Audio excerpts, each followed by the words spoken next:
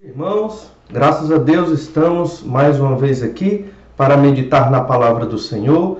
Que a graça e a paz do Senhor Jesus esteja com todos vocês, nos seus lares, nas suas famílias. Que o Senhor nosso Deus esteja nos abençoando, nos guardando neste período de isolamento, neste período de pandemia. Um período difícil, mas que certamente nós enfrentaremos bem, confiados no Senhor e confiados na palavra de Deus.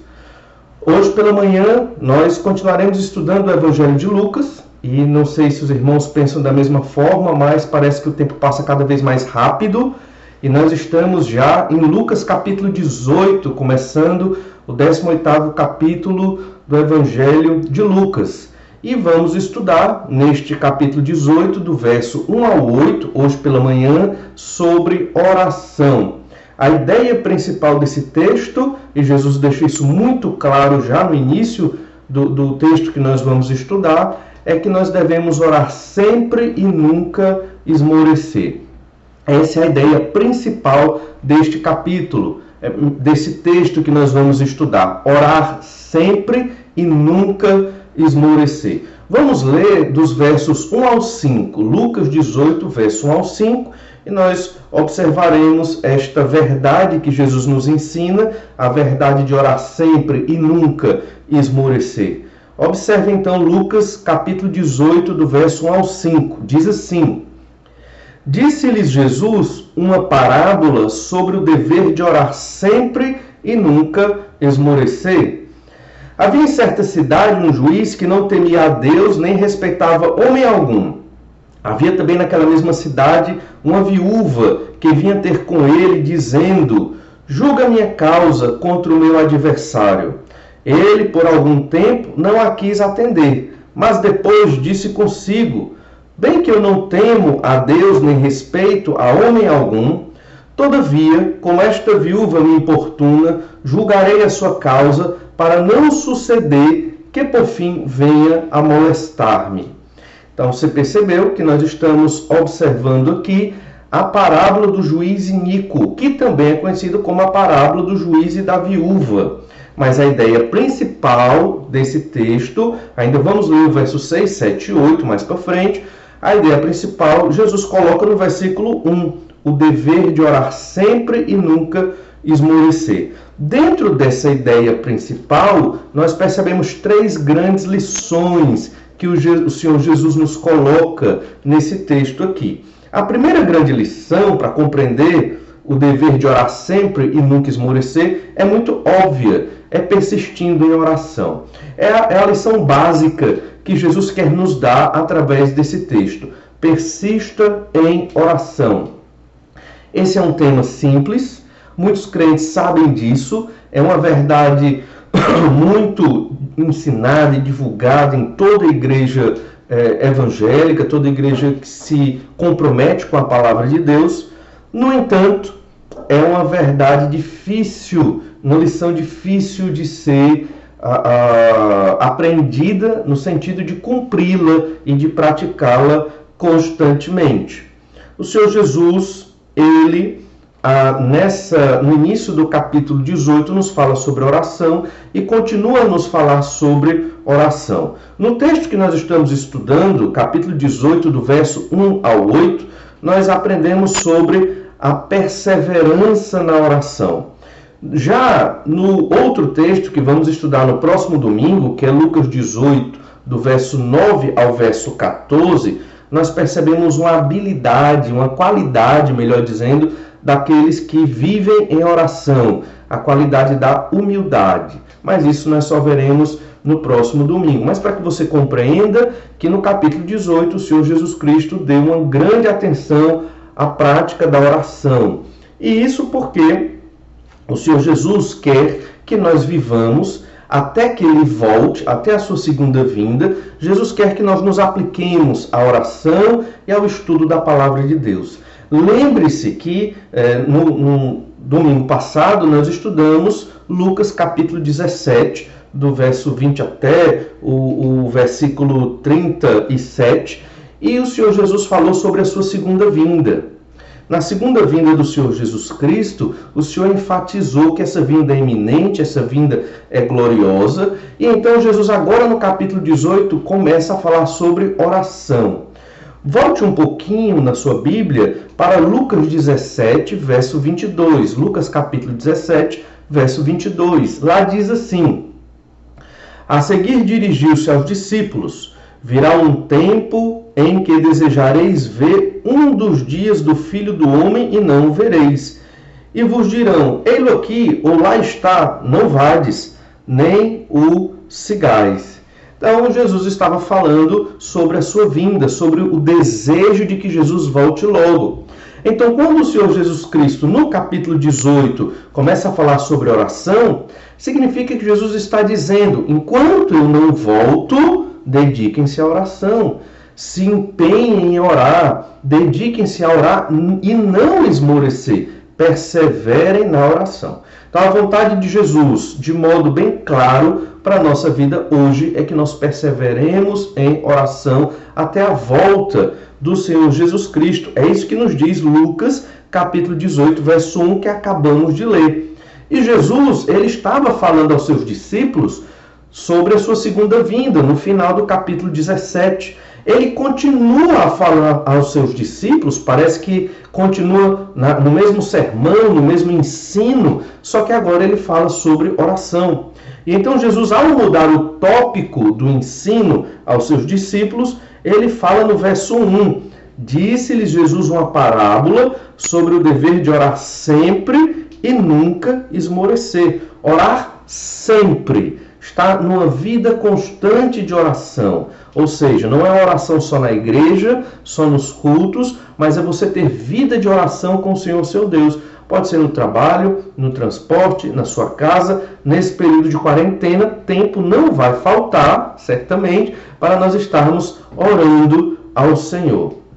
Então, até a volta de Jesus, uma das questões, das verdades muito claras que Jesus nos coloca aqui, orar sempre e nunca desanimar. Esmorecer aqui é a ideia de desanimar. E por que alguém desanima de orar? Vamos ver isso um pouco mais na frente. Mas Jesus começa a nos falar a parábola do juiz iníquo. Essa parábola tem dois personagens principais, um juiz iníquo, que é um juiz corrupto, e uma viúva. E esta viúva pede ao juiz para resolver uma questão. Então, olhe o verso 2, que nós acabamos de ler, vamos ler novamente, para enfatizar quem é este juiz iníquo. Lucas 18, 2. Havia em certa cidade um juiz que não temia Deus, nem respeitava a homem algum. Este juiz é chamado de iníquo porque ele é corrupto, ele é interesseiro, ele não é voltado para a justiça, ele não está preocupado em ser um juiz justo, equilibrado.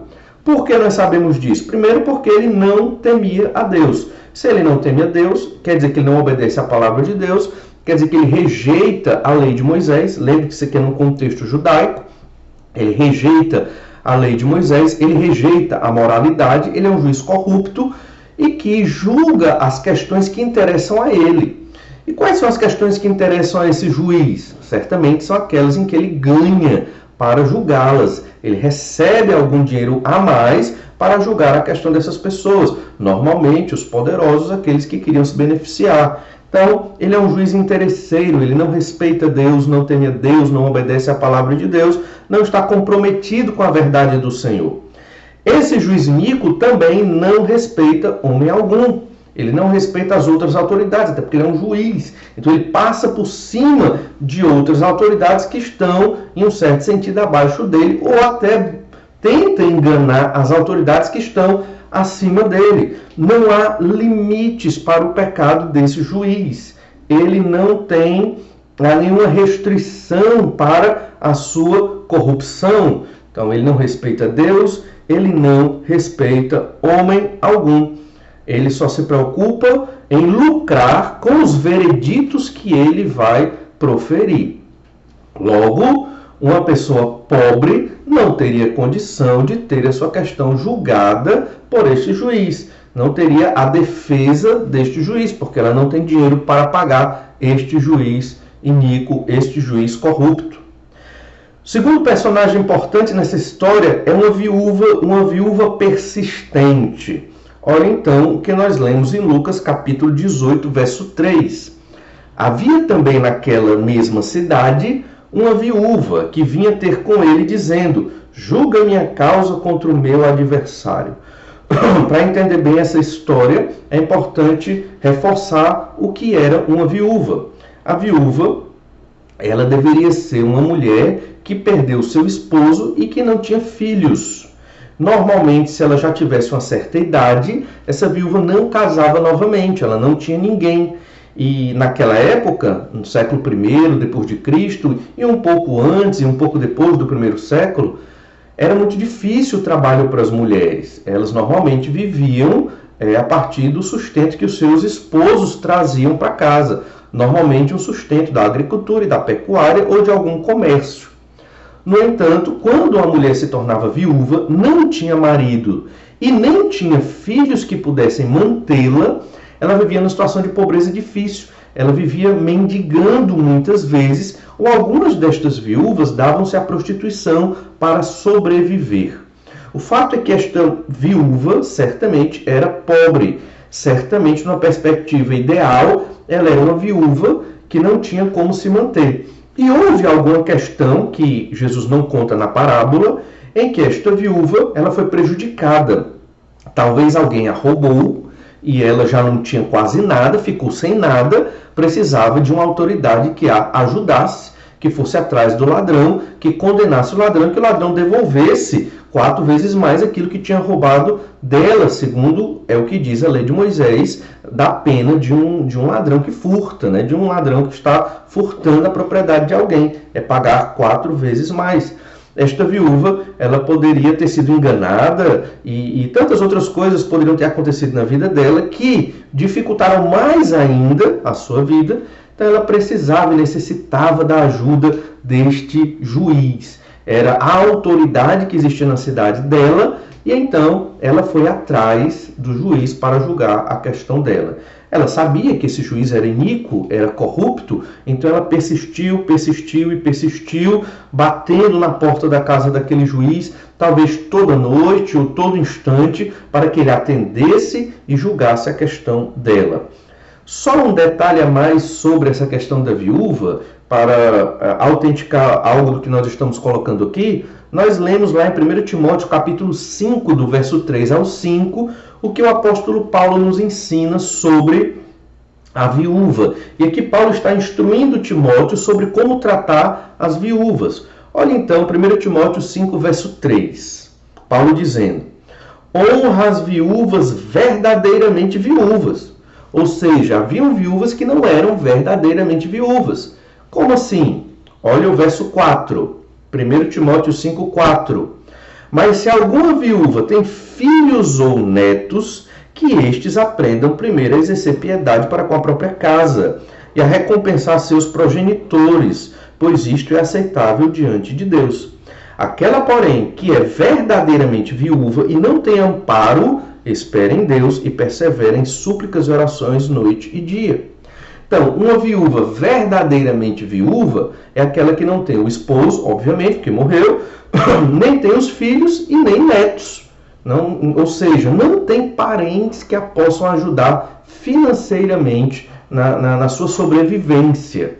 E aí, quando existe um caso desse, dentro da igreja, a igreja deve ajudar estas mulheres. É uma atividade, é um dever bíblico das igrejas, o dever diante de Deus de ajudar as mulheres que não têm filhos, não têm netos, não têm marido, não têm outra pessoa na família que possa mantê-las financeiramente para que elas sobrevivam. Então, o Senhor Jesus continua essa parábola falando agora do princípio da perseverança. No verso 4, Lucas 18, verso 4, que acabamos de ler, vamos ler novamente, e diz assim: ele, o juiz iníquo, por algum tempo não a quis atender. Então ele rejeitou, ele ignorou esta viúva. Mas depois disse consigo: bem que eu não temo a Deus, nem respeito a homem algum. Todavia, como esta viúva me importuna, julgarei a sua causa, para não suceder que por fim venha a molestar-me. Então, ele a ignorou por um tempo, esperando que essa viúva desistisse, o deixasse de mão. Mas a viúva perseverou. Ela ia lá na casa dele, batia, insistia, tentava, ao ponto que esse juiz estava perdendo a sua paz, a sua tranquilidade, talvez até o seu momento de descanso, uma noite tranquila, porque a viúva perturbou bastante. E olhe que na palavra final aqui, do verso 5, há um detalhe interessante. Ele diz que vou julgar a causa dela para não suceder, por fim, que ela venha a molestar-me.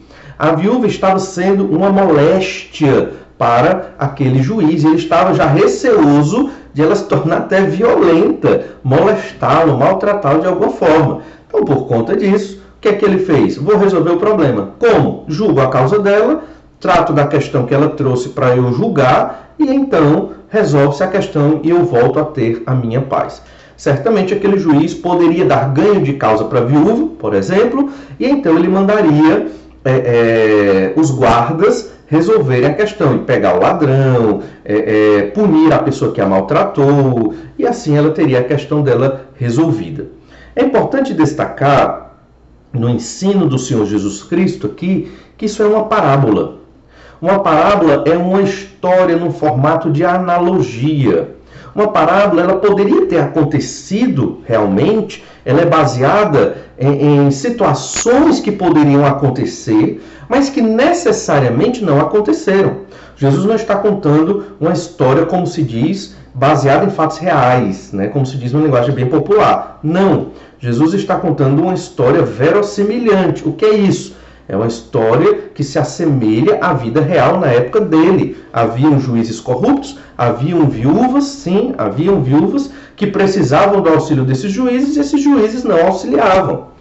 O que tem de diferente nessa história é que normalmente essas viúvas, elas pediam o auxílio do juiz para resolver as suas questões. No entanto, muitos destes juízes não tinham interesse em julgar a causa das viúvas. E elas simplesmente aceitavam o dano e iam embora. Reconheciam que não tem jeito de lutar contra essa situação social em que vivemos. E elas se conformavam com a perda, com a derrota, com a rejeição do juiz e com o problema que estava enfrentando e ia tentar resolver de outra forma. O diferencial desta parábola que Jesus nos conta é que esta viúva, ela perseverou de tal maneira que o juiz cedeu e julgou a sua causa, o que não era comum naquela época. Nesta parábola, nós devemos entender que o juiz iníquo é Deus. Mas como Deus é representado como um juiz corrupto? Entenda, a parábola é uma analogia e nós não recuperamos das parábolas todos os detalhes. Nós só recuperamos das parábolas o sentido principal, a verdade espiritual pretendida pelo Senhor Jesus Cristo. E a verdade principal aqui é a perseverança desta viúva. O juiz iníquo representa um juiz corrupto. Deus não é um juiz corrupto, mas Deus é um juiz. E Deus tem o poder de resolver as nossas questões, responder os nossos pedidos, cuidar da nossa vida. A grande diferença aqui é que Deus não é um juiz corrupto, iníquo, não é.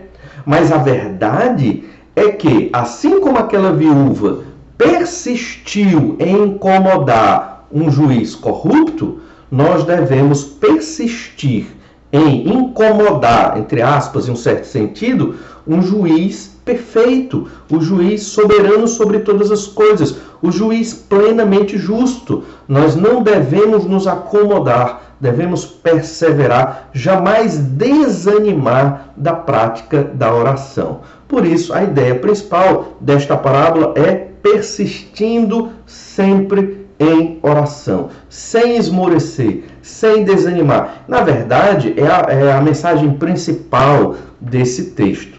No entanto, nós temos uma outra lição que Jesus nos apresenta, derivada desta lição que acabamos de observar, e está no verso 6 e no verso 7. esta segunda lição que vamos ver agora fala sobre orar sempre. Por quê? Porque Deus fará justiça. Por que eu tenho que orar sempre? Porque o Senhor, Ele fará justiça a nós. Olha Lucas 18, verso 6. Então disse o Senhor: considerai no que diz este juiz iníquo. Jesus está dizendo, preste atenção, considere o que o juiz iníquo diz. Por quê? Porque o que o juiz iníquo falou nesta parábola é que ele vai ceder depois de tanto incômodo por parte daquela viúva. Ou seja, se você perseverar, você terá a sua resposta. Nossa atenção deve estar nisso. Deus vai responder. Essa é a verdade que Jesus quer que retiremos desse juiz iníquo. Se o juiz iníquo, um juiz corrupto, um juiz pecador, respondeu, quanto mais Deus. Então não desista de orar, não desanime da oração, pelo contrário, persevere. Deus vai responder. Ore sempre, porque Deus fará justiça a você, a mim, a todos nós que buscamos o Senhor, nosso Deus, em oração. E agora, olha Lucas 18, verso 7, ainda falando sobre esse tema de que devemos orar sempre, porque Deus fará justiça. Segunda lição, devemos orar sempre por quê? Porque Deus fará justiça, Ele vai responder e fazer justiça. Olha Lucas 18, 7. Não fará Deus justiça aos seus escolhidos, que a Ele clamam dia e noite, embora pareça demorado em defendê-los? Esse versículo é extremamente rico e esclarecedor sobre o ensino de orar sempre e nunca esmorecer. Este é um versículo que trata do ensino da parábola. Primeiro ele diz, é uma pergunta retórica, que a resposta é claro que Deus fará justiça. Então, segunda lição, ore sempre, por quê? Porque Deus fará justiça. Mas a quem Deus faz justiça? E quem são aqueles que oram sempre? Está no verso 7. Não fará Deus justiça aos seus escolhidos? Os escolhidos são os crentes no Senhor Jesus Cristo. Os escolhidos são aqueles que, sobrenaturalmente, pela influência de Deus, do poder de Deus, a influência soberana de Deus, sem nos violentar de qualquer forma, Deus abriu o nosso entendimento. E outrora, nós que éramos pecadores, filhos do diabo, filhos das trevas, perdidos e condenados ao inferno, passamos a enxergar, por meio da palavra de Deus, a salvação no nome do Senhor Jesus Cristo. Por isso somos os escolhidos, porque Deus nos escolheu antes da fundação do mundo. E eu não estou dizendo, nos escolheu para a salvação, antes da fundação do mundo. E não estou dizendo que os escolhidos aqui são os batistas regulares. Não são somente. Os escolhidos são aqueles que creram no nome do Senhor Jesus Cristo. Por uma razão histórica, uma razão teológica e vários motivos outros que não cabe aqui enumerar, existem denominações cristãs. Algumas que não deveriam carregar o nome de cristão, porque não tem nada a ver com o que a Bíblia diz do que é uma igreja. Outras estão no meio termo, são cristãs, mas possuem vários erros e têm que melhorar muito. Outros estão já bem melhor, lutando para cada vez mais aprender sobre o Senhor Jesus Cristo. Então, sem emitir juízo de valor aqui sobre qualquer denominação cristã, porque não é o tema da nossa meditação de hoje, mas devemos destacar os escolhidos. Os escolhidos, os crentes em Jesus, são aqueles que oram e Deus responde fazendo justiça. Olha que esses escolhidos clamam dia e noite. Eles clamam dia e noite. É a ideia de um padrão de oração constante. Oram todo dia. Oram pela manhã, oram pela tarde, oram pela noite. Ou oram de manhã, ou oram de noite. Ou oram várias vezes durante o dia, em pequenos momentos. Não importa o método que você usa. O que importa é que você tenha uma vida constante de oração. Orando sem cessar. Acredito eu que você pode orar 1 hora direto por dia. Mas e o resto do dia? Você não vai mais orar? Deve. Então devemos estar constantemente conversando com Deus durante o nosso dia. E lembre-se, Lucas 17, no final do capítulo, Jesus falou sobre a sua segunda vinda. Até Jesus voltar, devemos estar em oração, orando sempre, dia e noite. Observe, falando um pouco mais sobre os crentes e a oração, Jesus nos ensinou muito sobre isso. Lá em João capítulo 15, verso 16, Evangelho de João 15, 16, Jesus diz assim: não fostes vós que me escolhestes a mim, pelo contrário, eu vos escolhi a vós outros, e vos designei, para que vades e deis fruto, e o vosso fruto permaneça, a fim de que tudo quanto pedirdes ao Pai em meu nome, eu vos conceda. Então, tudo o que pedirmos a Deus, o Pai, em nome do Senhor Jesus, porque Ele é o nosso mediador, Ele é o nosso intercessor, paráclitos, advogado, Jesus leva as nossas questões ao Senhor, então Deus vai conceder, Deus vai dar. Certamente, aqui não está dizendo que Deus é um gênio da lâmpada, não é nada disso, mas significa que enquanto nós estamos orando a Deus, o Senhor vai responder, vai fazer justiça àquilo que nós estamos pedindo. Reforçando esse ensino, olhe João capítulo 14, verso 13. Diz assim: e tudo quanto pedirdes em meu nome, Jesus falando, e tudo quanto pedirdes em meu nome, isso farei, a fim de que o Pai seja glorificado no Filho. Se me pedirdes alguma coisa em meu nome, eu o farei. Então, fica muito claro que nós temos acesso ao trono da graça de Deus através da oração. O Senhor Jesus Cristo media os nossos pedidos de oração e fica muito claro aqui que Deus vai conceder, Jesus vai fazer, obviamente segundo a soberana vontade do Pai e do Filho, eles vão fazer aquilo que nós temos colocado em oração. Devemos orar sempre. Por quê? Porque Deus fará justiça a nós. Deus ouve a nossa oração e haverá de responder. Deus não ouve a oração do perdido, a não ser que ele clame por salvação, arrependido. Deus não ouve a oração daqueles que estão adorando outros deuses, ídolos, deuses falsos. Nós somos os crentes em Jesus, os escolhidos, a despeito da denominação, nós somos sacerdotes do Senhor, sacerdotes do Senhor Jesus Cristo, que é o sumo sacerdote, e nós representamos Deus na terra. Então, quando uma pessoa que não é crente pedir para você orar por ela, leve isso muito a sério. Anote ou ore logo, porque Deus ouve a sua oração e responde a sua oração, obviamente, segundo o querer dele. Deus fará justiça.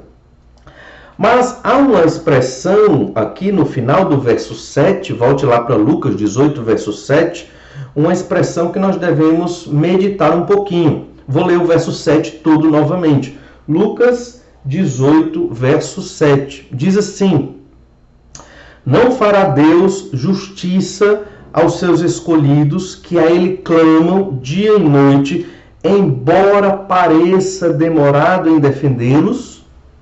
Às vezes, a expressão é essa, embora pareça demorado em defendê-los. Às vezes, nós achamos que Deus está demorando para responder. Às vezes, nós achamos que Deus nos esqueceu, que Deus não vai defender a nossa causa. O juiz iníquo da parábola defendeu a causa da viúva. Ele também demorou um pouco, ele rejeitou-a um período, mas ela perseverou.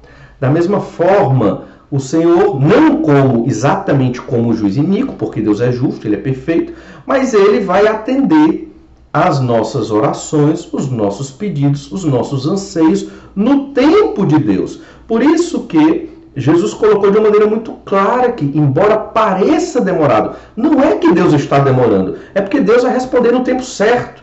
Na nossa perspectiva de tempo, está demorando, mas para Deus, Ele sempre responde no momento certo, no momento preciso, no momento que é para responder.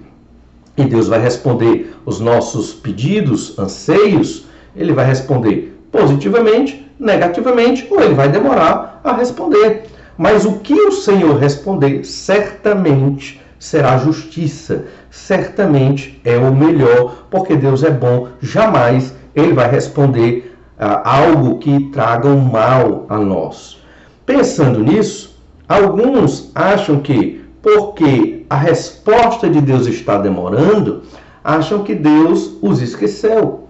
ou acham que Deus é injusto, porque Deus não está respondendo o pedido, mas está abençoando outros que nem pensam em Deus, nem querem saber de Deus. A estes Deus está abençoando, mas a mim que sou crente, Deus não responde. Será que Deus é injusto? Será que Deus me esqueceu? Esses pensamentos vêm na nossa mente, principalmente quando é uma questão financeira, uma questão de saúde, um sofrimento grande, e nós nos colocamos em oração ao Senhor e o Senhor não responde, não responde do jeito que nós gostaríamos que Deus respondesse, ou Deus não responde de forma nenhuma.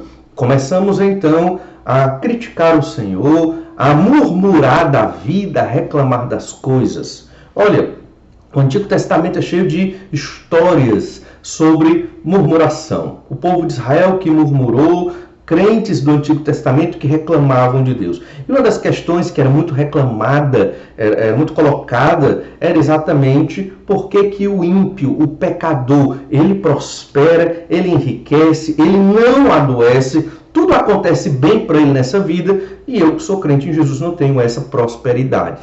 Isso é tratado em vários salmos, mas nós escolhemos apenas um salmo aqui, alguns versículos desse salmo, o Salmo 37. Lembre-se, nós estamos observando aquela expressão do final do verso 7, Lucas 18, 7. Embora pareça demorado em defendê-los, Deus fará justiça aos seus escolhidos. Obviamente, esses escolhidos oram a Deus noite e dia, mas às vezes parece que demora. Então, se ao demorar, ou parecer que demora na sua visão, você começar a achar que Deus não lhe escuta, que Deus lhe abandonou, que Deus não responde, olhe o Salmo 37, verso 1 e 2. Salmo de Davi. Não te indignes por causa dos malfeitores, nem tenhas inveja dos que praticam a iniquidade, pois eles dentro em breve definharão como a relva e murcharão como a erva verde. Então, tenha calma, não se preocupe. Se você vê o malfeitor prosperando, não fique indignado, porque ele vai definhar como uma planta que seca, como a erva que seca, ele vai definhar. E você deve fazer o quê? Olha Salmo 37, verso 3. Confia no Senhor e faz o bem. Confia em Deus. Não olhe para a vida dos outros. Você tem pedido oração a Deus pelos seus problemas, pelas suas dificuldades, não tem obtido resposta, parece que está demorando e você começa a ficar preocupado, nervoso, ansioso, porque as coisas não se resolvem. Aí você olha para o vizinho, você olha para outra pessoa que nem crente é e tudo acontece bem na vida daquela pessoa. Tenha calma, confie em Deus e faça o bem. Confie em Deus e obedeça a palavra. Confie em Deus, espere. No tempo certo, Deus vai responder. E a resposta que Deus der sempre será justiça, sempre será boa, sempre será o melhor para nós. Embora nem sempre nós gostemos de algumas respostas do Senhor, mas sempre essas respostas serão o melhor para nós. Então, Salmo 37, verso 3 diz isso. Confia no Senhor, faze o bem, habita na terra e alimenta-te da verdade. Ou seja, obedece a Deus. Não se preocupe se o ímpio prospera e você não. Você está buscando a Deus em oração, como um escolhido, noite e dia. Isso é o que importa. Obedecendo a palavra, fazendo bem, alimentando-se da verdade, habitando nesse mundo de modo que agrada a Deus. Isso é o que importa, é isso que você deve fazer. Confie no Senhor. Verso 4 diz também: agrada-te do Senhor, e Ele satisfará os desejos do teu coração. Agrada-te do Senhor significa seja agradável a Deus, tenha uma vida de obediência ao Senhor que agrada ao Senhor, e Deus vai satisfazer aquilo que está no teu coração. Quando uma pessoa obedece a palavra de Deus, torna-se agradável a Deus porque obedece a palavra de Deus, o que tem no coração dela, normalmente, vai ser aquilo que Deus quer para a vida dela. Ok? Óbvio que você não deixa de ser pecador, você não deixa de ter pensamentos ruins, negativos, por conta da sua natureza de pecado. No entanto, os seus desejos serão outros, serão voltados para aquilo que Deus gosta.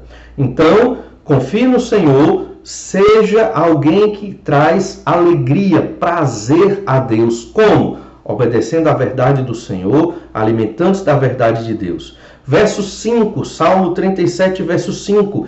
Entrega o teu caminho ao Senhor, confia nele, o mais ele fará. Entrega, deixe de se preocupar, deixe de ser ansioso. Olha a Deus, entregue na vida dele. Embora pareça demorada a resposta do Senhor, confie nele, entregue e não se preocupe. O Senhor é soberano. Ou se você não confia que o Senhor soberano, Criador do céu e da terra, tem poder para resolver a sua questão, está perdido, né? Você vai confiar em quem? Em você? Não tem como. Se você não confia em Deus, você não tem em quem confiar mais. Significa que você que não confia em Deus, ora e continua ansioso, você vai entrar numa espiral descendente de destruição. Essa destruição vai começar com o seu psicológico, com o seu emocional, com o seu espiritual. Talvez o espiritual já veio no começo e vai afetar sua vida física, sua vida social, ou seja, toda a sua existência será afetada se você que é crente em Jesus não confia no Senhor. Pula para o verso 7. Salmo 37, verso 7. Diz assim: descansa no Senhor e espera nele. Não te irrites por causa do homem que prospera em seu caminho, por causa do que leva a cabo os seus maus desígnios. Então, descanse em Deus. Não traga preocupações outras para a sua vida, preocupações desnecessárias. Basta você orar ao Senhor. Ore a Deus, confie nele e o Senhor há de cumprir tudo aquilo que ele promete na palavra de Deus para nós. Então, só destacar aqui alguns verbos importantes no Salmo 37 que nós lemos. Confia, agrada-te, entrega, descansa e o Senhor vai responder a sua oração. Nós pulamos o verso 6 de propósito. Vou ler agora o Salmo 37, verso 6. Farás sobressair a tua justiça como a luz e o teu direito como o sol ao meio-dia. Descanse no Senhor, entregue seu caminho a Ele, confie nele. O Senhor vai responder a sua oração, vai fazer sobressair a tua justiça como a luz. Mas para isso você tem que orar e descansar. Embora pareça demorado em respondê-lo. Parece demorado para nós, mas não é. Deus é soberano, Ele sabe o tempo certo da resposta que você precisa e do tipo de resposta que você precisa. Deus sabe tudo. Nós, aqui na nossa arrogância, queremos que Deus faça do jeito que nós queremos. E isso é muito sutil e às vezes é gritante na vida dos servos do Senhor Jesus Cristo. Devemos esperar, irmãos. A paciência, a perseverança, a tranquilidade é uma característica dos salvos. Temos que ter o domínio próprio de esperar a vontade de Deus no tempo certo. Mesmo no meio da tempestade, mesmo quando enfrentamos problemas dificílimos e terríveis, devemos esperar e confiar no Senhor. Bem, talvez você ainda ache difícil aceitar essas verdades, mas como pode Deus demorar tanto em responder a minha oração? Lá em Isaías capítulo 55, verso 8, nós temos uma verdade muito maravilhosa sobre Deus. Isaías 55, verso 8. Porque isso é Deus mesmo falando. Porque os meus pensamentos não são os vossos pensamentos, nem os vossos caminhos os meus caminhos, diz o Senhor. Porque assim como os céus são mais altos do que a terra, assim são os meus caminhos mais altos do que os vossos caminhos, e os meus pensamentos mais altos do que os vossos pensamentos. Deus pensa diferente de nós. E nós temos que aprender a pensar cada vez mais parecido com Deus. Não vamos conseguir pensar plenamente como Deus pensa, mas temos que tentar ficar mais parecidos com Deus na forma de pensar. O pensamento de Deus é diferente do nosso. Nós somos homens pecadores. O Senhor é Deus, soberano, infinito, todo-poderoso. Daí temos que confiar nas respostas de Deus à nossa vida. Se você está orando por uma questão, coloca essa questão diante de Deus, já faz um tempo que você roga a Deus e não há uma resposta, quer seja positiva ou negativa do Senhor para você, persevere em oração e não desanime, e não esmoreça. Deus não esqueceu, Deus não deixou de ouvir. Simplesmente o Senhor é Deus e Ele tem o tempo certo de dar as respostas, e a resposta certa que é bênção para as nossas vidas. Nem sempre é igual a resposta que nós queremos. Ore sempre, porque Deus fará justiça. E essa é a segunda lição que Jesus nos apresenta nesta parábola, a parábola do juiz iníquo e da viúva persistente. A terceira e última lição é que nós temos que ter fé para orar sempre. Temos que ter fé para orar sempre. Você já pensou nisso? A oração está muito relacionada à fé. E é isso que Jesus coloca no final desse texto, no verso 8. Lucas 18, verso 8. Diz assim: digo-vos que depressa lhes fará justiça. Contudo, quando vier o Filho do Homem, achará porventura fé na terra? Olha o que Jesus diz. Digo-vos que depressa lhes fará justiça. No verso 7, nós lemos: embora pareça demorado. Para nós parece demorado. A resposta de Deus, a justiça de Deus aos seus escolhidos que clamam a Ele dia e noite. Mas para Deus não é demorado. Jesus diz: depressa lhes fará justiça. Depressa responderá os pedidos de orações de vocês.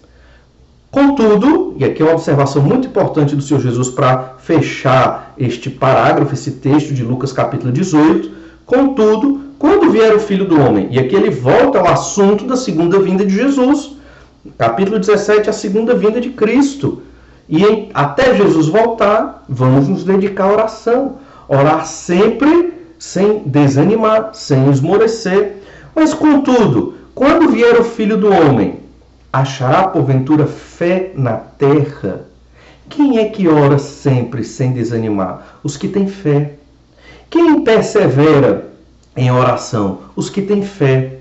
Olha, quem ora e dedica tempo do seu dia para estar orando, quer de olho fechado, quer de olho aberto, quer deitado, sentado, de joelho ou em pé, não importa a posição necessariamente que você está, mas quem se dedica a estar orando várias vezes durante o seu dia, essa pessoa está dando um testemunho para Deus, para ela mesma. O testemunho de fé. Quem ora, crê que Deus responde. Quem ora, crê que a resposta de Deus é acertada. E aquela pessoa que ora, embora ela faça um pedido a Deus, embora ela peça algo a Deus, no fundo, ela quer a vontade de Deus. Porque até para pedir, eu posso não saber, eu posso ser incompetente, pedir a coisa errada, não estar compreendendo o que está acontecendo ao meu redor. Então, tenho que orar a Deus pedindo algo que eu entendo que é o que eu devo pedir, mas considerando que Deus vai responder à vontade dele e devo estar feliz e ansioso pela vontade de Deus, não necessariamente pela resposta que eu quero. Achará Deus fé na terra quando ele voltar, quando Jesus, o Senhor, voltar. Haverá fé nas pessoas, fé de que podemos confiar em Deus. Lemos o Salmo 37, do verso 1 ali até o verso 6 e 7 do Salmo 37. E esse Salmo nos exortou a confiar, a entregar, a descansar em Deus. E o Senhor vai cuidar de nós, vai fazer a nossa justiça sobressair como a luz. Mas na prática, muitos crentes acabam não confiando em Deus, oram, mas continuam vivendo uma vida de incredulidade, duvidando, oram, mas no fundo pensam, será que Deus vai responder? E se Deus responder aquilo que eu não quero, como será a minha vida? Será que vou sofrer mais ainda? Ou seja, quem pensa assim e ora a Deus, não está confiando. Pode até dizer que está, mas na prática, no coração e na mente, não confia no Senhor. Uma marca da confiança é o descanso.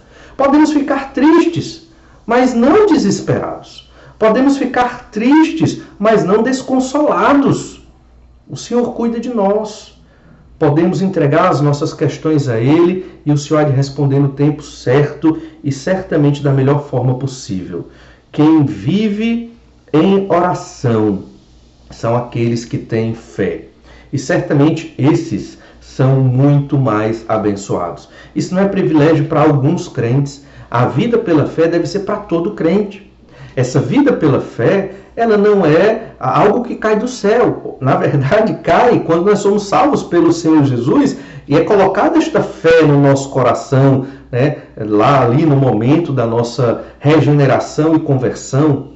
No entanto, esta fé deve ser desenvolvida, ela deve ser trabalhada. É um exercício de piedade ter uma vida de oração. Vida de oração é uma vida de confiança em Deus, mesmo sem saber a resposta que Deus vai dar, mas confiando que a resposta sempre é a melhor, mesmo que não pareça a melhor aos meus olhos, mesmo que pareça que está demorando, eu sei que Deus vai responder no tempo certo.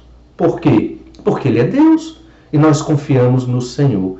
Jesus pergunta, quando vier o Filho do Homem, achará porventura fé na terra? O Filho do Homem que é Jesus, Ele achará fé na terra? E para finalizar esse nosso tempo de meditação, nós temos colocado sempre a oração ligada a pedidos. A pedidos que fazemos a Deus no meio das dificuldades. Talvez porque a parábola nos leva a isso, visto que a viúva estava querendo a sua questão, o seu problema resolvido. E aquele juiz iníquo tinha um poder para resolver. Então ela tinha um pedido. E acabamos fazendo essa relação oração e pedidos. E nas nossas orações devem haver pedidos, sim. Mas a oração não é somente para pedir. A oração é um ato de pedir a Deus, sim. Mas a oração também é um ato de adoração a Deus. Você pode ter um momento na sua oração para pedir. Mas você deve ter um momento na sua oração para elogiar Deus, para louvar a Deus, para agradecer a Deus. Você pode orar cantando, dedicar um cântico a Deus, que na verdade isso é adorar a Deus também, é você entoar um cântico para Deus como se fosse uma oração cantada ao Senhor. Assim devem ser os nossos cânticos para o Senhor nosso Deus. Você deve orar, ter momentos de adoração a Deus na sua oração. Sua oração não é só para pedir. E também a oração, ela tem um elemento que nós também não falamos aqui, até pela natureza da parábola, mas a oração tem um elemento terapêutico. Tem muitas pessoas que pagam terapeutas, né, fazem análise para poder melhorar a sua mente, ter a sua mente mais tranquila, mais desanuviada. E estas pessoas pagam caro para isso. E na verdade, resumindo aqui a grosso modo, a análise, você está ali contando para uma pessoa a sua história de vida, os seus problemas, as suas coisas. E essa pessoa ela não interfere. Ela, no máximo, aponta uma orientação, mas ela muitas vezes fica calada, ela não interfere. Você vai falando. Eu não estou dizendo que isso é correto, só estou dizendo que existe. Mas quando nós conversamos com Deus, nós devemos ter um momento, vou usar essa expressão, de terapia. Terapia se refere à questão de saúde. Saúde espiritual, saúde mental, saúde emocional. Ou seja, você conversa com Deus, conta os seus problemas para o Senhor, fala para Deus dos seus mais terríveis pecados, conta para Deus os seus piores pensamentos e aguarda a resposta do Senhor. Enquanto você está contando para Deus a sua história de vida diária e constante e as suas lutas, isso vai se tornando saúde para a sua vida. Muitos crentes vivem desesperados, vivem ansiosos, preocupados, insatisfeitos com a vida e sofrem, não por culpa de Deus, mas porque não estão usando os recursos que Deus dá. Dentre estes recursos, estamos falando aqui da oração. A oração também serve para isso. Serve para pedir, serve para adorar, serve para você ter saúde com Deus, saúde com as pessoas, serve para você contar para Deus dos seus sofrimentos, ódios, iras e pecados. Os salmos imprecatórios, eles eram orações desse tipo, onde Davi e outros colocavam diante de Deus os seus mais terríveis pensamentos e sofrimentos, desejo de matar o inimigo mesmo. Eles contavam isso para Deus em oração, crendo que Deus iria aliviá-los, iria tranquilizá-los, iria aplacar a ira deles com o poder do Senhor, que é maravilhoso. Oração também se refere a isso. Quando oramos, vivemos de modo mais tranquilo. Quando confiamos em Deus por meio da oração, desenvolvemos a nossa fé e passamos a ficar mais confiantes em Deus e menos ansiosos com as questões dessa vida. Irmãos, aprendemos hoje pela manhã, relembramos hoje pela manhã que devemos orar sempre e nunca esmorecer. É o que Jesus nos coloca. Ore sempre e nunca esmoreça, nunca desanime. 3 lições dentro desta ideia geral. Persistir em oração, é a lição básica aqui. Orar sempre, porque Deus fará a justiça. Não pense que Deus não ouviu a sua oração. Se você orou, se é um crente, orou em nome do Senhor Jesus Cristo, significa que o Senhor Jesus levou, mediou, o Espírito Santo levou esta oração, traduziu esta oração a Deus. Deus haverá de fazer justiça a nós. E a última lição, temos que ter fé para orar sempre. Sem fé, você não vai perseverar em oração. E sem orar, você também não vai desenvolver na sua fé. Irmãos, que Deus nos abençoe ricamente. Que saiamos do nosso comodismo espiritual e que nos dediquemos ao Senhor. Começando por um ato tão simples, tão fácil de fazer. A oração. Nos dediquemos a orar sempre, sem nunca desanimar. Vamos orar, pedir que o Senhor nos abençoe. Pai amado, te louvamos, agradecidos pela tua palavra, pelo teu Espírito, pelo Senhor, ó Pai, que abriu os nossos olhos para termos uma vida tão maravilhosa contigo. Obrigado, Senhor Deus, porque o Senhor tem cuidado de todos nós. Protege, ó Pai, as nossas famílias, os nossos amigos desta praga, deste vírus. Cuide de todos nós e nos ajuda, ó Pai, a estarmos orando sempre, a termos o desejo, a sede de te buscar em oração, não só para pedir, mas para te adorar e para contar ao Senhor sobre a nossa vida. Tudo isso te pedimos, gratos, no nome do Senhor Jesus. Amém. Irmãos, Deus abençoe a todos e um bom domingo.